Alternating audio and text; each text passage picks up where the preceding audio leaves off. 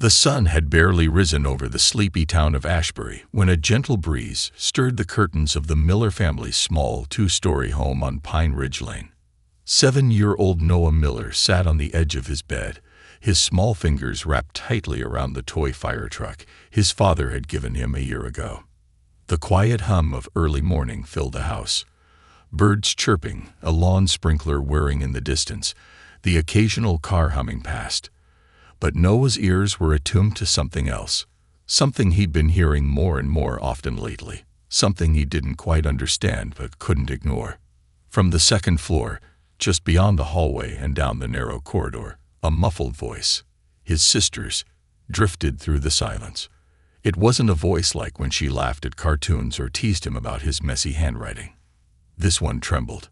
It cracked. It was scared. Noah didn't move at first. He just listened, frozen in the in-between space where children understand more than they should, but not enough to make sense of it all. He heard footsteps, sharp, angry ones, and then a dull thud. Then another. And then Emma's voice, his 15-year-old sister, whispering, "Please, stop." His fingers tightened around the fire truck. Downstairs, the clock ticked loudly in the living room. The house had never felt so big and so small at the same time.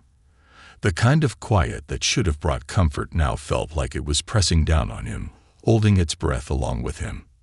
Noah slipped off the bed quietly. The wooden floor creaked under his weight as he crept across the room, slowly opening his door. His bare feet padded silently along the hallway, past family photos that smiled obliviously from their frames. There was one of all four of them at the beach, his mom, his dad, Emma, and him. That was before things changed, before Caleb. His mom met Caleb 6 months after the accident that took their father. The crash has shattered everything. The laughter in the house, the Sunday morning pancakes, the smell of cinnamon coffee and old rock music. In its place came silence, sorrow, and then Caleb. He was charming in public, attentive. He brought flowers to school events, told jokes at barbecues. To the outside world, Caleb Matthews was the picture of a man helping rebuild a broken family. But Noah saw more than most kids his age. He noticed the way Caleb's eyes got darker when no one else was around, how Emma stopped wearing her favorite dresses and started flinching when doors closed too loudly, how Mom smiled less, how everything felt colder, even in summer. This morning felt different. Something inside Noah, something deeper than fear, told him that waiting, pretending, staying quiet, it wasn't safe anymore. He padded down the stairs, careful not to make a sound. His mom had left early for her hospital shift. Caleb was supposed to be asleep, but Emma's door was closed, and behind it, Noah heard the sounds again. A crash, a soft cry. He ducked into the kitchen and stood on tiptoes to grab the cordless phone from the charger by the fridge. His heart thudded so loudly he was sure Caleb would hear it through the floorboards. His thumb hovered over the numbers. He didn't know what to say. He just knew he had to say something.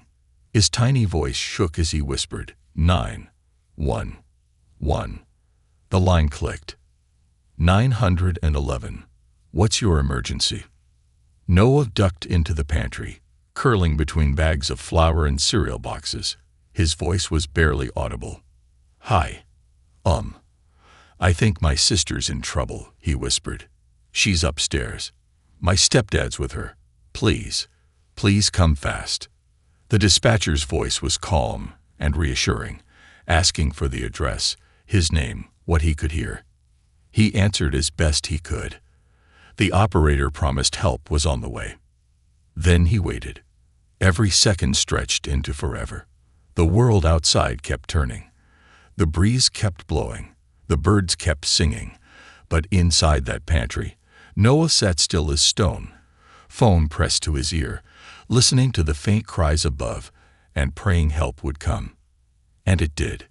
It started with sirens, low and distant, rising in urgency as they approached. Then flashing lights through the slats of the pantry door. Then a crash, a door being broken. heavy boots pounding upstairs, voices shouting, a scream, then silence. Noah didn't come out until he heard someone call out, "We need medical upstairs." Now. He opened the door slowly, the phone still in his hand. The world looked the same, but everything had changed. Emma was safe.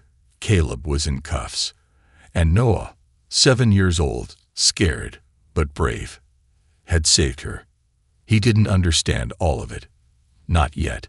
But somewhere deep in his chest, in the space where fear had lived just moments before, something new was starting to grow. Strength. The kind his father once had. The kind Emma would lean on in the hard days ahead. The kind it takes to do what's right, even when you're just a little boy with a fire truck and a heart too big for his ears. The sun was higher in the sky now, casting long slashes of gold across the Miller family's living room. Dust floated in the light, swirling like tiny dancers, unaware of the storm that had just torn through the house. Outside, neighbors lingered behind trimmed hedges, whispering to one another as the flashing lights of police cruisers reflected off windshields and front porches. Inside, the silence was different now, not heavy and fearful like before, but stunned, raw, as if the walls themselves were trying to understand what had just happened. Noah sat on the living room couch, his legs barely reaching the edge, a thick wool blanket wrapped around his small frame. An officer knelt beside him, offering gentle words and a juice box with a straw. He didn't feel thirsty. He didn't feel much of anything. It was like his body was present, but his mind was somewhere else entirely, still curled in the pantry, still holding that phone like a lifeline. In the back of the house, EMTs moved quickly but carefully. Emma was sitting up now, though her face was pale, her hands shaking. A female paramedic crouched in front of her, talking in a soft, low voice as she checked her vitals. A male officer stood nearby, notebook in hand, gently asking questions she could barely answer. Her words came slowly, like they had to fight their way out from a place she tried to bury them. Every so often, her eyes flickered toward the staircase, then to the front door, where Caleb had been dragged out in handcuffs only minutes before. He didn't resist. That was the strange part. He didn't shout, or scream or plead innocence. He just looked, defeated, hollow, as if some part of him knew this day would come, as if he was almost waiting for it. Noah's mother, Sarah, arrived in a whirlwind of hospital scrubs and panic. Her hair was still tied back from her shift, her ID badge dangling crookedly as she sprinted toward the front porch. The officers met her at the door, speaking quickly and quietly. She pushed past them before they could finish. Her eyes found Emma first, and then she saw Noah. Tears welled up before she even made it across the room. She dropped to her knees and pulled both of her children into her arms, holding them like she might never let go. She kept whispering, "I'm so sorry. I'm so sorry," over and over again, like a broken lullaby. Noah didn't quite know what she was apologizing for, but he held onto her tightly anyway. His mom smelled like coffee and antiseptic, and something else, something safe. Later, after the ambulances had gone, and the police had left their card with a gentle reminder to call if they remembered anything else, the house was finally still. Emma had been taken to the hospital for evaluation, escorted by her mom, while a neighbor watched over Noah. He sat in the kitchen now, the clock ticking above the stove, its rhythmic beat like a metronome marking a new beginning. The fire truck was back in his hands. He turned it over slowly, inspecting the chipped paint and the worn wheels. It had once been his favorite toy, a gift from a man he could still barely remember. His real dad. The one with the big laugh and the even bigger hugs. He used to carry Noah on his shoulders, call him Chief, and say things like, "Bravery isn't about being fearless. It's about doing the right thing even when you're scared." Noah didn't understand those words then. He did now. That night, after his mom returned and tucked him into bed, he stared at the ceiling for a long time. The hallway light spilled into his room, soft and comforting. He could hear her talking on the phone in the living room. Something about protective custody, lawyers, counseling, grown-up words. He closed his eyes, but sleep didn't come easily. His mind was too loud. He kept thinking about the moment he dialed 911, about the woman's voice on the other end, calm and steady like an anchor in a storm, about the sirens, the crash of the door, his sister's broken whisper. "Thank you." He hadn't cried yet. He wasn't sure why. The next morning, the house was eerily quiet again, but the silence felt different. Not threatening, just uncertain, like a wound trying to heal. Emma returned from the hospital with their mom around lunchtime. She moved slowly, like every step took effort. But she smiled when she saw Noah. It wasn't a big smile, not the kind she used to wear when she scored goals at soccer or snuck ice cream before dinner. It was smaller, braver, honest. "Hey, buddy," she said, ruffling his hair as she sat down beside him on the couch. Noah leaned against her, careful not to squeeze too hard. She still winced sometimes when people got too close. "Are you okay?" he asked softly. She looked at him for a long moment, her eyes glossy. "I will be," she said, "because of you." He didn't know what to say to that, so he just nodded. They watched cartoons for a while. The kind they used to watch together before Caleb moved in. The kind that didn't make much sense, but always made them laugh. Emma chuckled once or twice. Noah laughed with her, and for the first time in what felt like months, it didn't feel forced. Their mom joined them eventually, setting down a tray of sandwiches with shaking hands. She looked tired, but there was relief in her eyes. And guilt. So much guilt. Noah didn't understand why grown-ups always blamed themselves for things they couldn't control, but he was just a kid. He didn't have to understand everything. He just knew his family was here, together, and that mattered more than anything. Over the next few days, a whirlwind of events unfolded. Social workers came and went, asking questions and checking on Emma's safety. There were meetings and interviews, phone calls with relatives, and visits from counselors. But through it all, one thing remained steady: Noah's presence. He became her shadow, her protector, her reminder that even in the darkest moments, love could still exist. Emma began to heal. Slowly, she started wearing color again, ate full meals, opened her bedroom curtains. She didn't flinch when doors shut. Not as much anyway. The bruises on her arms faded faster than the ones on her heart, but every step forward was a victory. One afternoon, they sat on the porch together, sharing a blanket and a cup of hot cocoa. The autumn wind had returned, rustling the trees and scattering leaves across the yard. Emma watched them swirl for a while before turning to her brother. "You know," she said, "you saved me." Noah looked down at his hands.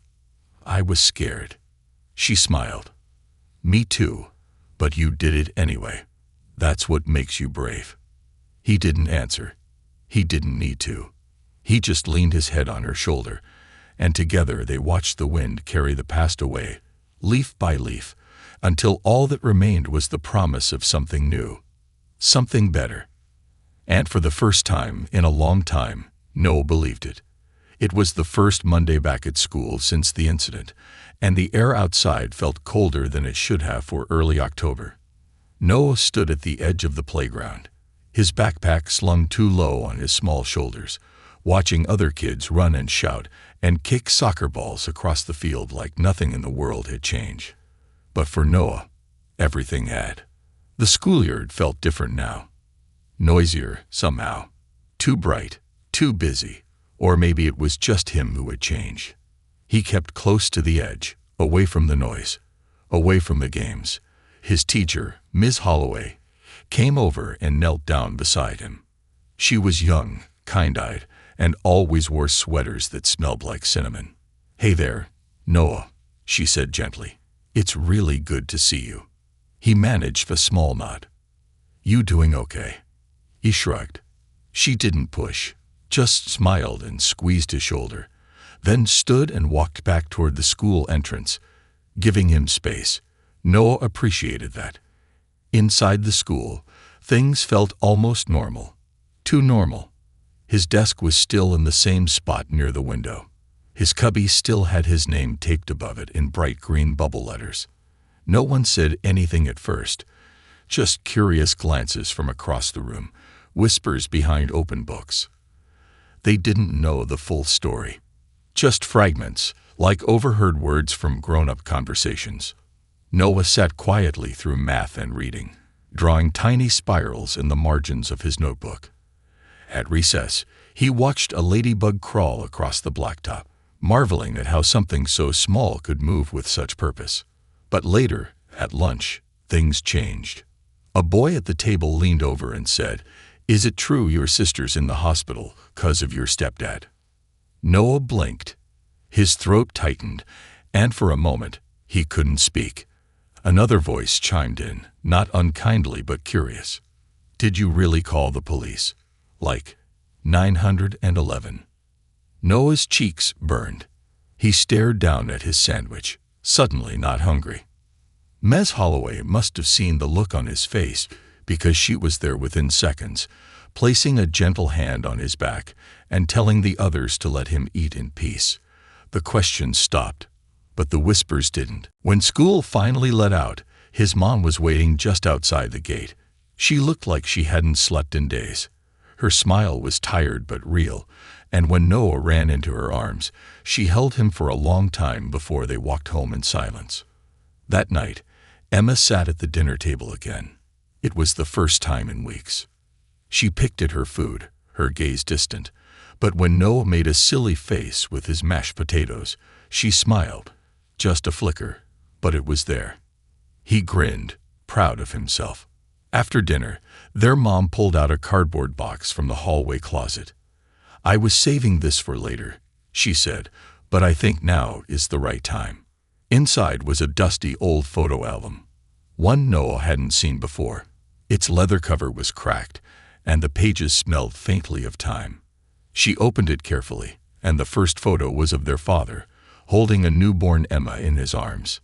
They spent an hour turning pages. Stories poured out, some funny, some tender, some so beautiful they made Emma cry. Noah saw his dad in a way he never had before, not just the man in the fire truck photo, but a real person, a hero, a friend, a father. "I think he would have been proud of you," his mom said softly, brushing a tear from her cheek. Emma nodded. "He always said the Millers were made of tough stuff." They laughed a little, and it felt good. Later, after brushing his teeth, Noah crawled into bed and stared at the ceiling. His mind wandered back to that morning, standing on the playground. The whispers, the questions, the way kids looked at him differently now. He wasn't just Noah anymore. He was the boy who called 911. The one who saved his sister. He wasn't sure how to feel about that. But just before sleep took him, his door creaked open and Emma stepped in. She moved carefully, her arms wrapped around a pillow. Without a word, she climbed into bed beside him, like she used to when thunderstorms scared her. They lay there in the dark, listening to the wind rattle the windows. "I didn't say thank you the right way," she whispered. "You don't have to." "I do," she insisted, "because you were braver than I could be." I froze. "But you did something. You made it stop." Noah was quiet for a moment, then whispered, "I was scared." "I know," she said, "but that's what makes it brave." The next few days blurred together, filled with counselor visits, more police interviews, and quiet nights. Emma started therapy. So did Noah. Their mom rearranged her work schedule so she could be home more. She cleaned the house from top to bottom, as if scrubbing out every dark memory hiding in corners and under rugs. Neighbors dropped off casseroles and cookies, offering support in awkward hugs and unsure words. Some didn't know what to say at all, so they simply left cards on the doorstep with words like, "Praying for healing," and "Thinking of you." Life didn't snap back to normal, but it kept going. Noah found himself drawing more. He sketched superheroes, animals, his old fire truck. His teacher noticed and started keeping his pictures on the classroom wall. One day, she handed him a blank journal and said, "This is for your story, whenever you're ready to tell it." He didn't write anything that day, or the next. But one rainy afternoon, sitting by the window as raindrops streaked the glass, he picked up a pen and wrote just 4 words. "I was really scared." Then he kept writing. Every sentence was like taking a stone out of his backpack. Lighter, easier to breathe. Emma read some of it, and instead of tears, she smiled. Then she started writing, too. Their house, once so quiet, began to fill with new sounds. Music playing softly in the background, laughter between bites of cereal, footsteps that didn't sound like threats. Healing wasn't loud. It was gentle, slow, a whisper rather than a roar. And in that whisper, Noah started to find his voice. Not just the one that had whispered into a phone that day, but the one he'd use from now on. A voice that would never be silent when it mattered. The hospital room smelled like antiseptic and lemon-scented cleaner, but beneath that, there was something heavier, something invisible but pressing. Emma stared out the narrow window, watching the gray clouds shift in slow motion over the Boston skyline.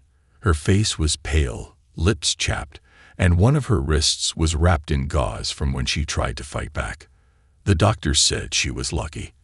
The counselor said she was brave. But Emma didn't feel lucky or brave. She felt hollow. Her mom sat in the corner, reading paperwork with puffy eyes, and that distant, broken look she hadn't quite been able to hide lately. There was a bouquet of flowers from Miss Holloway on the table, a hand-drawn card from Noah, taped to the wall with a stick figure family holding hands and standing in front of a yellow house with a red roof. It was labeled Home in big crayon letters. Emma looked at it longer than she meant to. Something about that drawing cracked her in a quiet place she didn't know existed until now. Noah came to visit every afternoon, right after school. He'd bring books or little jokes he'd written down on sticky notes. He never stayed too long, like he instinctively knew when she needed space. But he always left her with a soft smile and a hug that said, "You're not alone." One day, as the nurse stepped out and their mom went to get coffee, Noah sat on the edge of the hospital bed, his feet swinging above the floor. He held something behind his back. "I brought you something," he said. Emma raised an eyebrow. "If it's another joke about spaghetti, I swear." "Nope. Better." He pulled out a tiny flashlight. It was old, dented on one side, the kind you'd find at a garage sale or in the back of a junk drawer. Emma blinked. "Oh, thanks." "It's not just any flashlight," he said, eyes lighting up. Dad used to say flashlights were like tiny swords for fighting the dark. Emma's throat tightened. Noah continued, "You don't have to be not scared. Just don't let the dark win." She looked at the flashlight, then at her little brother's earnest face. She didn't cry, but she wanted to. She nodded slowly, turning it on. A weak yellow beam glowed in the dim room. "Pretty sure this thing couldn't fight off a shadow," she said, lips twitching. "No," Noah said, "but it's a start." That night, after they left, Emma sat up in bed with the light on, sweeping it across the walls, pretending it was a sword. She thought of the monsters in her memories, the ones that still whispered in her sleep, and how even a faint light could push them back. Meanwhile, their mom was navigating a storm of her own. She'd spent most of her life patching wounds and helping others heal, but nothing had prepared her for this. There were court hearings to schedule, statements to give, social workers to meet. Her mind buzzed constantly, but in the silence of midnight, she often found herself sitting on the floor of the living room, clutching a photo of her kids from 3 summers ago, before Richard. She blamed herself, every sign she missed, every excuse she believed. She remembered the day she met Richard at that school fundraiser, how charming and polite he'd been, how grateful she felt when he offered to help with the kids, how blind she'd been to the control that crept in like fog. But guilt couldn't change the past, and she had 2 kids who still needed her. So she fought. She filed every necessary report. She worked overtime shifts to pay the legal bills. She stood by Emma in every hospital visit and wiped away Noah's nightmares with lullabies she hadn't sung in years. Her hands trembled more often now, but she never let them see. She kept showing up. That was her light in the dark.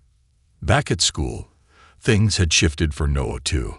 A few kids still whispered, but more often now, they just smiled at him, gave him high fives in the hallway. One of the older kids on the soccer team came up and said, "You did good, man." Not everyone would have had the guts. Noah didn't know how to respond to that, but he smiled anyway. Ms. Holloway introduced a new classroom project, Real-Life Heroes. Each student had to write about someone who inspired them. Most kids picked firefighters or famous athletes. Noah picked Emma.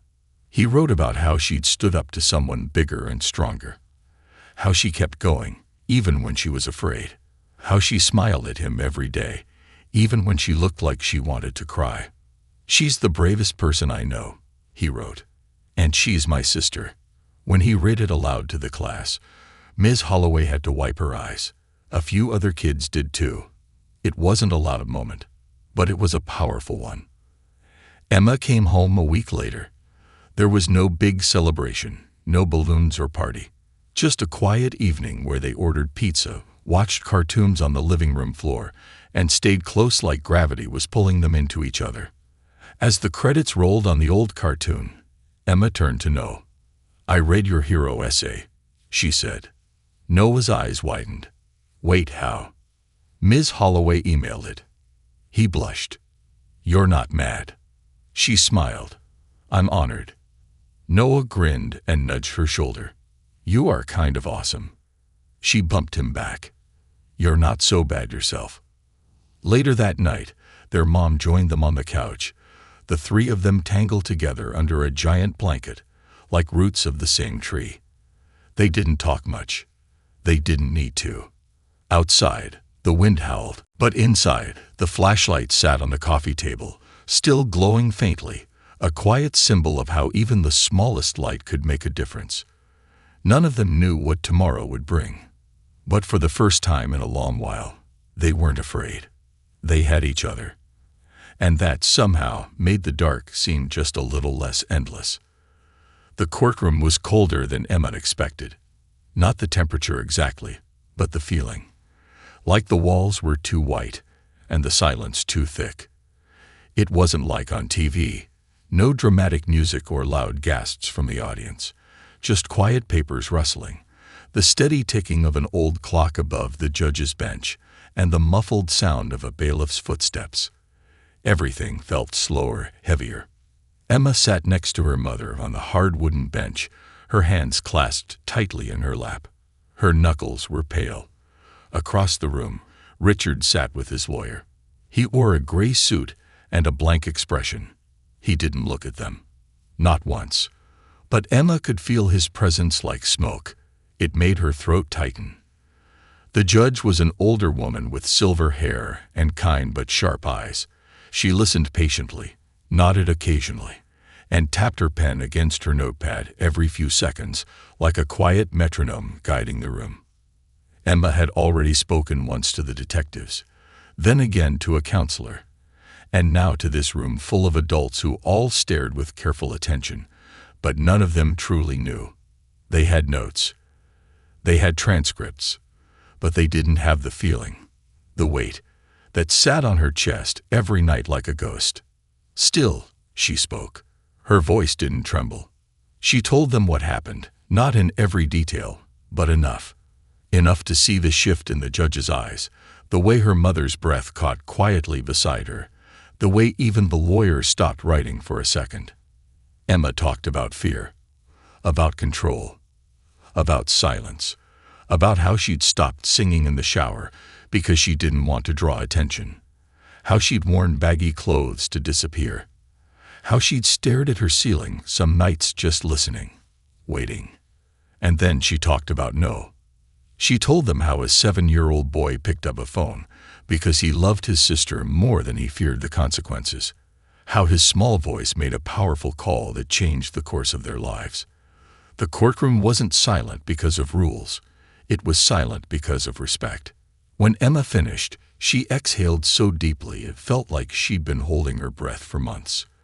The judge nodded and thanked her. Her mom squeezed her hand, and for a moment, the weight lifted. That night, back at home, the three of them had pancakes for dinner. It was Emma's idea. Comfort food, she said with a grin, and her mom didn't argue. Noah poured syrup like it was a magic potion, and for a few minutes, their kitchen felt like the center of the universe, warm, safe, and ordinary in a way that felt extraordinary. Emma got her appetite back. She went back to school with her head held higher. It wasn't easy. Kids stared, whispered, asked questions they didn't fully understand. But she learned to answer with honesty. Not because she owed them anything, but because hiding had never helped her before. She started helping other students through the school's peer support group, quietly becoming a light for others, still stuck in shadow. And then one afternoon, something unexpected happened. Noah came home with a flyer crumpled in his hand. "There's a storytelling competition," he said, laying it on the kitchen table. "They want people to share true stories, important ones. You should do it." Emma hesitated. The idea of standing on a stage, speaking into a microphone, reliving the worst part of her life in front of strangers. It made her stomach twist. But she saw the hope in Noah's face, the belief. So she said yes. The event was held in the community center gym. Fold-up chairs, a small stage, a microphone on a shaky stand. The walls smelled like basketballs and mop water. But when Emma stepped up in front of that microphone, she didn't see the crowd. She saw Noah in the front row, holding the flashlight. She told her story, not the horror, the healing. She talked about fear, yes, but also about resilience, about the cracks where the light had gotten in, about how she'd lost her voice and how a little brother had helped her find it again. The crowd was silent, then clapped, then stood. Emma didn't win first place. A boy who spoke about his immigrant mother did, and she clapped loudest for him. But afterward, people came up to her, teary-eyed strangers who said, "That happened to me too," or "I wish I'd been brave enough when it mattered." One woman simply hugged her and said, "Thank you." And Emma realized that maybe her story wasn't just her own. It was bigger now. The story spread, first through school, then local news, then social media. Not in a viral way, but in a rippling one, touching people quietly, leaving little marks of hope. Their mother received messages from other parents who said, "You made me check in with my kids more." One father wrote, "Your daughter reminded me to listen harder." Another said, "Your son is a hero." Noah shrugged when people called him that. He didn't understand how a phone call could mean so much. But deep down, he was beginning to see that sometimes the smallest acts are the loudest in the long run. Emma started writing again. Not just essays, but poetry, journals, even a blog she kept private for now. It was raw and real and imperfect, but it was hers. And each word she wrote was another step forward, away from the darkness and toward something better. Life didn't go back to what it was before. It became something new. Softer in some ways, stronger in others. They learned to laugh again. They burned sage in the house and painted the walls a lighter color. Their mom planted tulips in the garden, red and yellow, Emma's favorites. They went for walks. They took photos. They danced in the living room to old music and let joy be messy. Sometimes there were hard nights still, triggers, tears, memories that crept back when they weren't invited. But now, they had each other to hold on to when the wind came. Now, they had light. Snow-blanketed Cedar Street in a quiet hush, softening the edges of every fence and rooftop under a fresh coat of white. The neighborhood, once the backdrop of silent suffering, now shimmered under the weight of a different kind of stillness. Peace. Inside the Baker household, the windows glowed golden with warmth, laughter rising gently from the kitchen like steam from a mug of hot cocoa. Emma stood at the stove, flipping pancakes with a rhythm that felt almost ceremonial now. Saturday mornings had become sacred. No alarms, no rushing, just the three of them, and the comfort of routine. She had learned to appreciate these simple things. The sound of her mom humming to an old 80s tune, the clink of dishes, Noah's off-key singing as he tried to memorize the latest school musical lyrics. But today wasn't just another Saturday. Today marked 1 year. 1 year since everything changed. 1 year since a trembling hand dialed 911 and shattered the silence that had trapped them. 1 year since Noah became her hero. The memory was sharp, but it didn't ache like it used to. It was a scar now. Proof of survival, of healing. She didn't try to erase it anymore. Instead, she carried it, but not alone. As they sat down to eat, their mother placed a small box on the table, tied with blue ribbon. Emma raised an eyebrow. "What's this?" "Open it," her mom said, sipping her coffee with a knowing smile. Inside was a simple silver necklace. A small pendant shaped like a lighthouse dangled from the chain. Emma's breath caught. "You've been a light for all of us," her mom said softly, "guiding us home." Emma blinked back the tears. She reached over and squeezed her mother's hand. "We're all the light," she whispered. "Together." Noah grinned. "You're still cooler than a lighthouse. You're like a superhero lighthouse, with pancakes." They laughed, and the sound filled the room, chasing away the shadows that once lingered in the corners. Later that day, they walked down to the local park, bundled in scarves and thick coats. The wind nipped at their cheeks, but no one complained. It was tradition now, to walk together on this day, not in mourning, but in gratitude. As they reached the duck pond, half frozen and glittering under the sun, Noah tugged on Emma's sleeve. He pointed to the bench near the old oak tree. "Remember," he said. She nodded. They'd sat there on one of the hardest days months ago, when the court case had ended and the world had felt too heavy. They had just sat in silence, letting the stillness speak when words couldn't. This time, they sat with hot chocolates in hand and lighter hearts. A little girl ran past them, chasing a snowflake, and her laughter rang like a bell. Emma turned to Noah. "You've changed a lot, you know." He raised an eyebrow. "Taller." "Not just that. Stronger. Braver." He looked down at his boots, smiling shyly. "You too." She nudged him. "Think you'll be president one day?" "Nope," he said. "I want to be a writer. Like you." Emma paused. "Really?" "Yeah. I want to write stories that help people. Like your blog." She chuckled. "I didn't know you read it." "I read every post, even the ones about tea and anxiety." Emma looked at him, her heart full in a way she didn't know how to explain. "Then write. Start today." That night, while Emma updated her blog with a post titled 1 Year of Light, Noah sat beside her at the kitchen table scribbling in a notebook. His first story began with a small boy holding a flashlight. Outside, the snow continued to fall, blanketing the world in quiet renewal. In the months that followed, things kept moving forward. Emma got accepted into a creative arts program at the local college. Their mom received a community award for her advocacy work, helping other families recover from trauma. Noah started a school club called the Lightkeepers, a safe space for kids to talk about hard things with honesty and courage. They weren't just healing. They were rebuilding, stronger together. Sometimes, Emma still woke up in a sweat, heart pounding from dreams she couldn't quite explain. Sometimes Noah flinched at sudden yelling on TV. Their mom still had moments where she stared too long at nothing.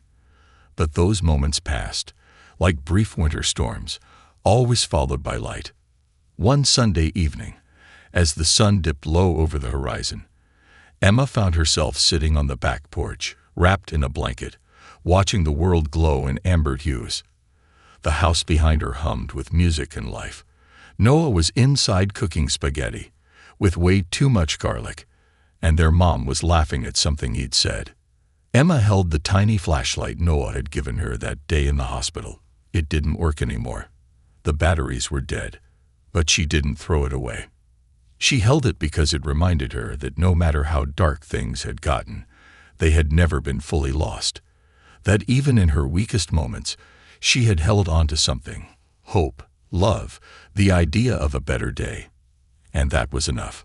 The wind picked up, carrying the scent of basil and tomato sauce from the kitchen. She smiled. The world was still imperfect, still unpredictable. But now she knew she could face it. Because sometimes even the faintest light could change everything. And because the story she once feared to tell had become a story of survival, of strength, and of a family that found its way back to each other, not in spite of the storm, but because they chose to walk through it together.